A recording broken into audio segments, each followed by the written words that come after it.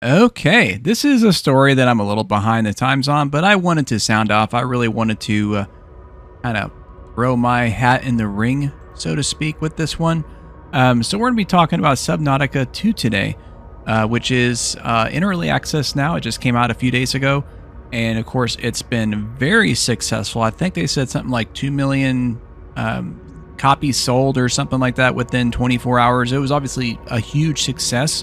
93% positive currently on Steam, which is pretty interesting. You figure, oh, it's doing pretty good, especially for an early access game. Not typical to see reviews that good at the very beginning. But there's been some interesting developments that we're going to be getting into very shortly. But I wanted to kind of show you guys, a lot of people have been making videos about it already and everything like that. Some have made videos about what we're going to be talking about here shortly. But did you guys know that this game is woke? Apparently. Okay, that's not actually what this video is talking about, but I did want to kind of like do a quick little look at this here. Oh, made female characters ugly. Replace male characters with female characters. Removing masculinity or masculine characters. Thoughtlessly cramming in as many minorities as possible to push DEI narrative. Changing historical events to push certain messages. Softening, watering down, and removing anything controversial. Sacrificing storytelling and character development just to push some agenda. Same-sex romance to be more inclusive. Oh, okay. Ha ha ha. Yep, that's what this game's about. Even though it's actually one of those survival craft builder type games, there's not like any real story or anything like that, Like basically you're on this like alien world. It's basically all ocean, and you're kind of like exploring, and you're going to be finding different materials to upgrade things, and you're having to avoid or fend off like creatures that are trying to kill you and stuff like that. It's got like elements of the survival stuff. Got to build your base, all that good stuff. I actually tried the first Subnautica because it looked really cool. Like, this was kind of before I figured out I'm not really a survival crafting kind of guy, which I keep telling my friends that keep wanting me to play them. Right now we're playing Conan Exiles, and actually it's not bad. It's not bad. Like, it's definitely not my genre, though, for sure. But I digress. Let's go ahead and take a look at what the actual topic is here. It is actually about the end-user license agreement for this particular game, which is absolutely nuts. There is a PC Gamer article. This is where I became aware of it and kind of read it up and everything like that. And it's obviously insane. They even did a video where they basically said that they're technically breaking that end-user license agreement by making a video poking fun at the end-user license agreement, which you might be thinking, well, how is that even possible? Over at the Stop Killing Games subreddit, somebody actually kind of broke down some of the stuff here. This was from Poise On that did this here. You get a license, you don't buy the game, of course, which that's pretty much standard practice for Steam games. Like you're not really getting full ownership of the game. If you want like actual ownership, you should probably get it from GOG. But I digress. If it's available there, of course. You aren't allowed to publish recordings, screenshots, etc., or stream the game without a disclaimer that it's not supported by Krafton Incorporated and that the footage is subject to the end-user license agreement, however that is meant to work. That's probably just like a technical thing, just basically saying you have to specify that, you're not like officially representing them or anything like that. That kind of stuff's probably in a lot of these end-user license agreements.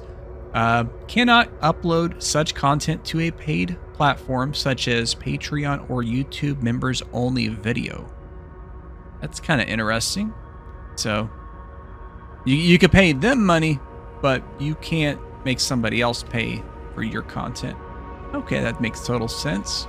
Krafton can, of course, take away your access to the game at any point for any reason without prior notice. Something they continuously bring up in the end-user license agreement. I wish I had the ability to actually review the whole agreement, but I was kind of searching on the internet, and only thing I could see was this breakdown. but I have seen like screenshots of some of the segments and things like that. That would be something I really would like to take a look at here. But I searched like multiple ways and I could not find an actual thing. I guess you'd have to buy the game and then review that agreement. And you know, with Steam's refund policy of 2 hours, basically you'd have 2 hours to read through the agreement and decline it and be able to get your refund. You know, because after that 2 hours, you know, they reserve the right to deny your refund request. So that's kind of interesting. That's kind of fun. Let's see here. Yeah, they reserve the right to remote access the game. That sounds fun. So they can just connect to your game, you know, without your knowledge or consent. That sounds brilliant. You're not allowed to use the game for a commercial game such as streaming without Krafton's permission. So again, this is a contradiction because they specify that if you create content, you have to put that, you know, that you not supported by Krafton, but you have to get their permission to monetize that content. How exactly is that supposed to work? Can somebody explain that to me? You know, actually, I don't know if you guys remember, but there was a $250 million lawsuit. I'm going to pull up the details on that here. I didn't have that ready right now. Let me go ahead and just type that in real quick. Okay.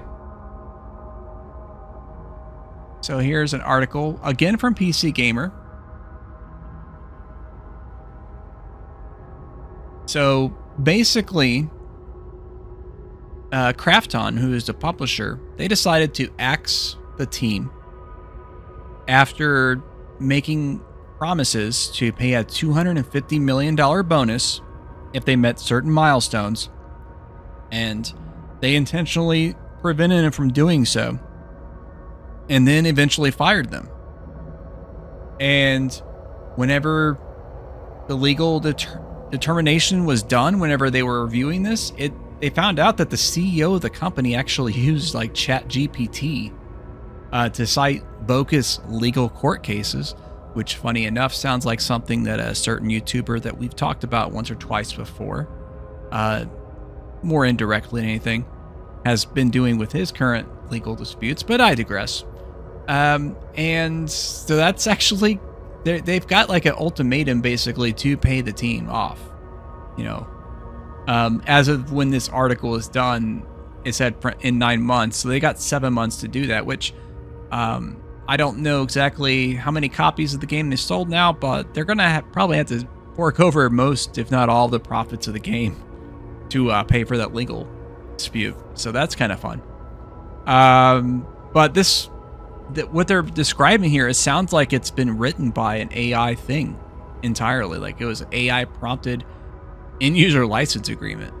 Like they couldn't just use something existing and kind of like modify certain things or whatever. They basically just left it to the computers. Sounds about right for them. Let's see. You cannot play the game on more than one device without purchasing additional licenses. Now, I'm curious if they're referring to playing it on more than one device simultaneously or at all. Like, I'm not sure if this game's like supported on the Steam Deck, but what if I bought this game, played it on my main gaming computer, and then I want to download it to my Steam Deck also and play it on there?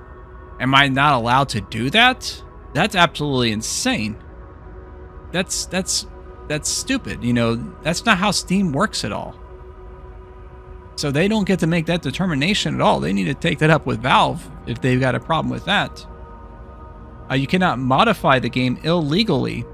And if you do, Krafton owns that modification. Well, how does that exactly work if it's illegal in the first place? How can you own something that is illegal? Like, that doesn't make any sense. You know, the fact that it's illegal, as you're claiming, would mean that it's not valid. Okay? I mean, whatever. Let's see. They say a bunch of weird clauses that just prohibit behavior outside of the game, including tarnishing Krafton's reputation. Guys, we cannot be tarnishing Krafton's luxurious and exquisite reputation, okay? Krafton, they do everything for us. They brought us Subnautica 2. So you need to shut it and be a good little boy or girl and not tarnish Krafton's reputation, which surely this end-user license agreement insanity does not do at all. Surely this $250 million lawsuit scam that they were trying to pull off, that doesn't tarnish their reputation at all. Being called an AI first company, which is their own declaration, that doesn't tarnish their reputation at all. You're not allowed to deceive or exploit Krafton, the definition of which is determined by, you guessed it, Krafton. So they are the sole arbiter on if they have been deceived or exploited. You know, there is nobody else that can make that determination. You are not allowed to exploit bugs. Oh no. For a open world survival crafting game that has no PvP or anything like that, oh no, you cannot exploit the bugs, guys. You can't do something in the game that might allow you to acquire certain resources like duping items or something like that. No, you cannot be allowed to do that. Clearly, you are not allowed to use external programs such as macros or cheat engine. Of course, once again, no exploitation. This is our game. You have to play the game how we want you to play the game. You are not allowed to have indecent nicknames or nicknames that cause negative associations. Good luck if you have death or killer or something in your nickname, LMAO. That's what this person said. So yeah, you have to have a very family-friendly username on your Steam account if you want to play this game. You are not allowed to use someone else's account to access the game. So if you're like, you got the game on your computer and you want to show your friend and you want to let them sit in the driver's seat, play the game, that's not allowed by Krafton's end-user license agreement if this is what it says. That's not allowed, guys. Okay, you are not allowed to use a VPN or any technology that masks your location. Okay, so that is very interesting. I wonder why that is. Why does Krafton need our location? Think about that for a second, guys. You are not allowed to spam content from the game. You cannot publish content from the game in a manner that counts as spamming. Again, what do they mean by that? So like, say if you want to share your screenshot, which of course you have to specify anytime you share the screenshot that it's not supported by Krafton, you have to make sure to disclose that. And then you decided you wanted to share that screenshot to all of your different social media accounts. Maybe you have like all the different things. Maybe you have Twitter and Facebook, Instagram, you know, all this other stuff, you know, that you have. There's probably a bunch of them out there that I'm not even aware of, you know. And you want to share that same screenshot with your, you know, notice that this is not supported by Krafton. Well, is that considered spam? Is that going to be considered spam? It sounds like it could be. I mean, we don't know. This is Krafton's call. You are not allowed to take actions that go against social norms. So that's apparently listed on there. I'm sure that is supposed to mean you're not supposed to be like racist or any of this other stuff in the game, you know, the usual kind of stuff. But they just put social norms, which is interesting because one, they get to again decide what is considered a social norm. And for two, the social norms can change. They change over time, right? So you could be what's considered in the social norm now, and then next month, maybe not. And then you would be violating this agreement. You're not allowed to create any content that is based on the IP, such as fan art. And if you do, they own it. So again, you're not allowed to create, any personalized art for this game. But if you do, it is now the property of Krafton. Krafton owns that now. Fantastic. Any player created from the game content belongs to them as well. So it's not even your character. You're not creating a character for yourself to play in the game. You're creating a character for Krafton.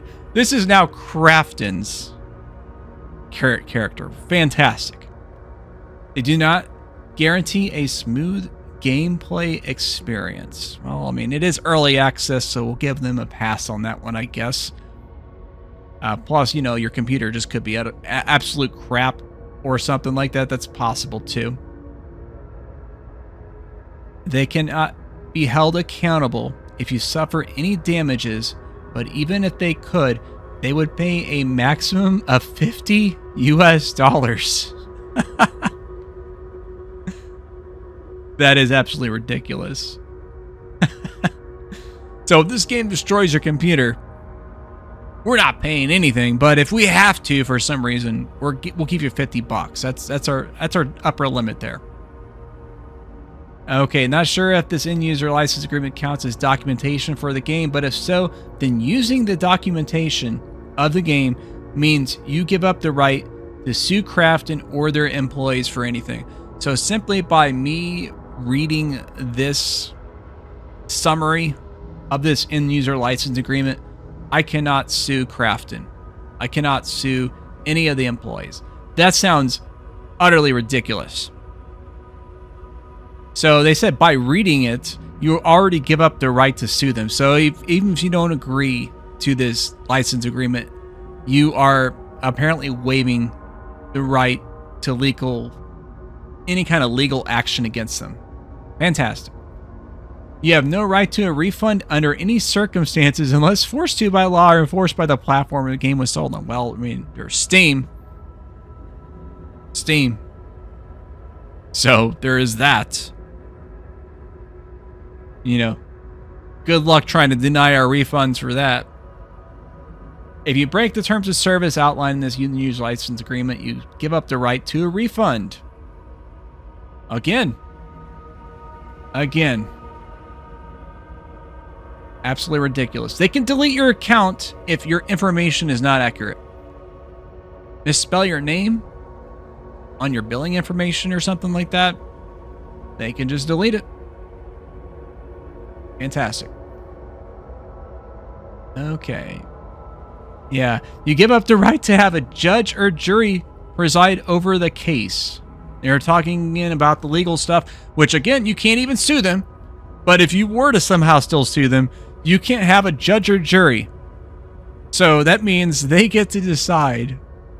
They get to decide the outcome. Fantastic. Absolutely brilliant. If you think they stole art or other copyrighted material from you, then in order to get it removed, you must give them a bunch of personal information, including your real identity and signature. Fantastic. Just like anytime you have a bogus copyright claim on YouTube and you have to provide the person that claimed it against you your personal information, and they don't have to provide any evidence whatsoever that they are the copyright holder, but you have to provide them your information. You have to self-dox. So you have to do that for this game also. Awesome. Awesome. And of course, despite having a lower age rating in most places, you have to be 18 to play this game. So even though this game is not a violent game or anything like that, I think it's supposed to be like a rated T for teen kind of game, if I'm not mistaken. Like, I think that's what it was for the first Subnautica. They still decide you have to be 18 or older to play the game. Of course. They can harvest your personal data as well as device information. Oh, just lovely. This is what we need. I mean, we already got Big Brother doing this. We've already got these massive, social media companies doing this. But now we've got Krafton. Krafton has to get a slice of that pie. They have to get our data. They could also pass this data on to third-party providers such as cloud services or marketing agencies. So you can look forward to all kinds of fun advertisements if you agree to this EULA. And then they don't guarantee that your data is kept safe with them. So you can give them this information that you don't want to give them, but you have to agree to play this game. And then that data can be sold off to other companies, and then they don't even have to keep the data safe. So like if, say they get hacked, I guess they're being like, well, we're not liable for that. Absolutely lovely. Absolutely. And what's really funny about this game, I do want to remind you, has a 93% positive review thing on Steam. Game's getting all kinds of praise. Virtually nobody has been rejecting this game because of this absolute insanity. There have been a few. Like, there's a couple right here that are saying it. But absolutely ridiculous. And yet, at the same time, we've got a bunch of weirdos that are flipping the ever-living shit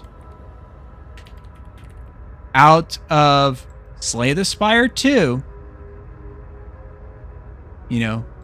Absolutely nuts.